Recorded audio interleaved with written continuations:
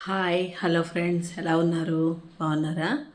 అయితే ఒక చిన్న విషయం, చిరంజీవి గారి డైలాగ్ ఒకటి ఉంటుంది, మొక్కే కదా అని పీకేస్తే పీక కోస్తా అని.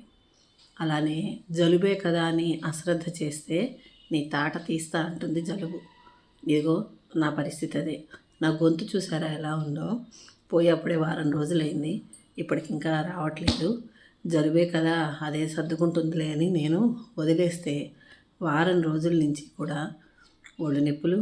అదేమో జలుబు తగ్గదు.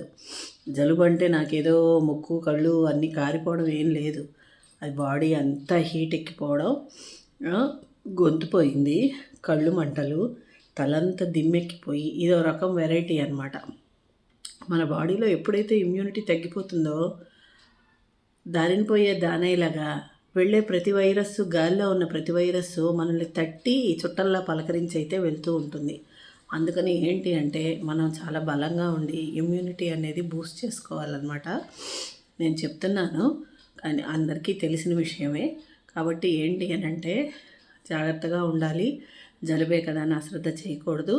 పిల్లలకి జాగ్రత్త, సీజన్ మారుతోంది, ఎండాకాలం వచ్చేసింది, బయటికి వెళ్తారు పిల్లలు, పరీక్షలు అవి ఉంటాయి, పెద్దవాళ్ళు అవసరార్థం బయటికి వెళ్ళే వాళ్ళు ఉంటారు, ఉద్యోగాలని అవని వీళ్ళని. ఒళ్ళుని చల్లబరుచుకునే విధానాలు అవన్నీ చూసుకోండి. చూసుకుని జాగ్రత్తగా ఈ ఎండాకాలాన్ని అయితే జాగ్రత్తగా గడపండి. కాబట్టి నేను ఇచ్చే ఒకే ఒక సలహా, బలంగా ఉండండి. బలంగా ఉంటే ఎవ్వరు ఏ రోగము మనల్ని ఏమీ చేయలేదు. ఇలా వచ్చి అలా వెళ్ళిపోతుంది అన్నమాట.